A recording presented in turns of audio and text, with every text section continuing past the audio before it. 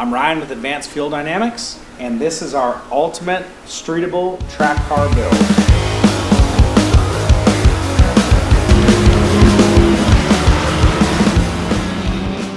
Alright, we're back working on our C6 Z06, and today we're going to show you how to install fuel injectors. We have fuel injectors from Fuel Injector Clinic, so we'll get started. First thing we're going to do, this car already has a flex fuel sensor installed, so it'll look a little bit different if you don't have a flex fuel sensor or if you have aftermarket fuel rails. But the first thing we're going to do is we're going to take a rag or two or several, and we're going to disconnect our fuel line. Now there will be fuel coming out of here. So obviously make sure your ignition's off, everything, so that you don't completely get sprayed with fuel. But what I like to do is put a bunch or get, rags all underneath this and over the top, because fuel is going to spray out. So safety glasses are a good idea. And what we're going to do is we're going to go ahead and disconnect this line. We're going to catch as much of the fuel as possible. We got some of the fuel, and we're going to get more fuel out as we disconnect things, especially when you pull the injectors. So I'm going to leave some rags right there for now. And on this, it's just a 10 millimeter. There's 4 of them. It's a little hard to see from the camera, but they're kind of on the corners of the rails. See, these are the stock rails. So kind of about where these are, I think, where the harness has these little clips to kind of retain it right there, but they're basically right behind that. Now the fuel rail's ready to come off. Depending on how it was put together last time, or if it's completely stock, it may have some retaining clips that'll hold the injectors to the rail.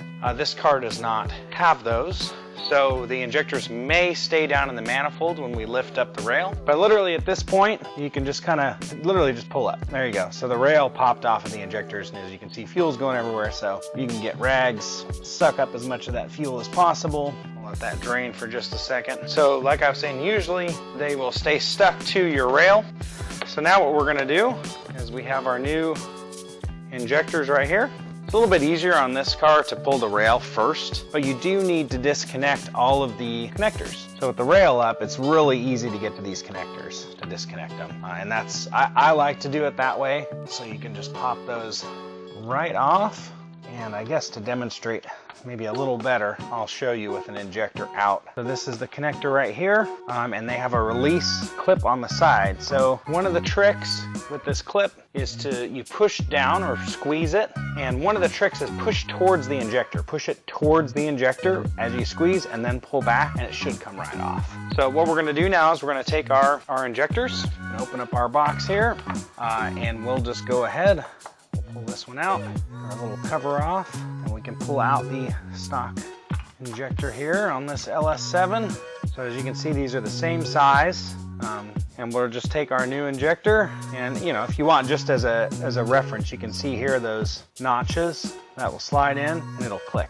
So it's easier to put it in without it connected to the connector. You can use a little WD-40 or some silicone spray or something on the O-rings. Sometimes they'll be a little tricky. These seem to already have some sort of lube on there. They'll just walk in like that. And then we can connect our connector, and we'll move on to the next one. I'm gonna take this, and I don't want to mix these up, so I'm just gonna set them here for now, and I'll put the old injectors in the box once I have them all swapped in. So I'm just dumping the fuel out, grab our new injector here out of the box, go ahead and pop it in the hole. I kind of just walk them back and forth, and I'll just pop in. Obviously you don't want to damage the O-ring. Be mindful of that. Connect your electrical connector. And they do look physically identical, so just don't, if you're throwing them back in the box, obviously you don't want to mix them up and have a stock injector. Now, I don't know if you'll be able to see this on camera, but they do put their part number on here. So if you did say mix them up for some reason, they are labeled. But just sticking them next to each other, they look identical just at a glance. But we're going to repeat this process, just removing the old injector. You just pull it straight up. You can wiggle it. It might be a little, it just really depends on how many miles are on your engine. This is a really low mile engine, and obviously we just did all this work, and everything's literally fresh install. So since this engine's staying naturally aspirated, these are, they call them a 660 injector. In today's world, a lot of people say, oh, that's really small. Well, really, they're rated rated at 660 3-bar, and this engine runs at 4-bar of fuel pressure, so we actually have 20%, 25% more fuel flow. I could be wrong on that, but considerable amount more fuel flow than that 660, and that's plenty of fuel. You know, we're going to be running this on E85. We expect this engine to make on our dyno somewhere, you know, around 615 to maybe 650 horsepower to the tire, so it's going to be healthy, but nothing, you know, 1,000 horsepower is so common these days with the junkyard LS. But this, we're going to take it and we're going to run it hard at road courses all over the place. We want it to be dead reliable, and this is plenty of injector for this engine in E85. So we'll just keep moving on here with our process. And I'm just trying to get the electrical connector on. It's a little tighter back here. All right, that one's in. Now I'll just show you here what we're gonna do is just kind of wiggle the rail and it slides right on. And now we can put our 2 bolts back in here, but we're gonna go ahead and we're gonna do the other side and put those injectors in. But that's all there is to it. You're just gonna repeat the process on the other side. So just again, we're gonna get a bunch of rags, unplug our fuel rail, catch as much of the fuel as we can. We're gonna take off our 4 bolt. Then you literally just lift the rail up. You're gonna pull the injectors out of the manifold and out of the rail. Disconnect our electrical connectors, obviously somewhere in there, and put the new injectors in.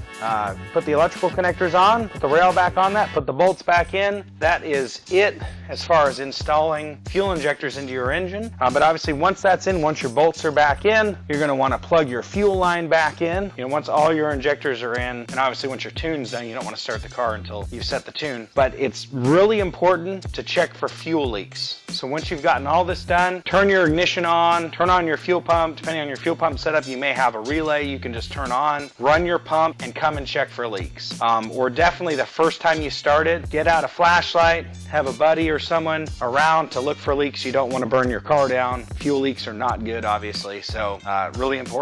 Just check for fuel leaks. So you don't have any fuel leaks, you're done. You're good to go. So that's it for installing injectors. The other side is literally exactly the same. You just don't have to deal with the fuel line on the other side.